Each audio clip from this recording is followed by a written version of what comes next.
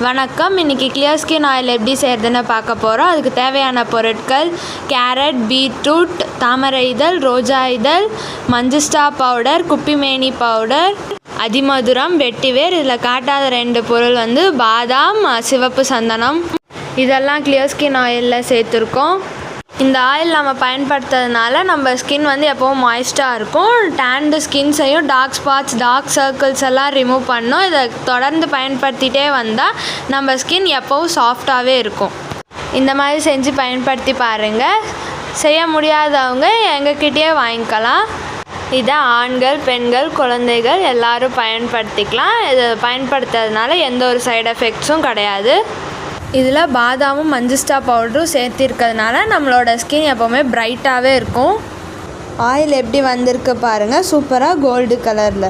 இதை நாங்கள் 100 ml பாட்டிலில் ஃபில் பண்ணி சேல் பண்ணுறோம்.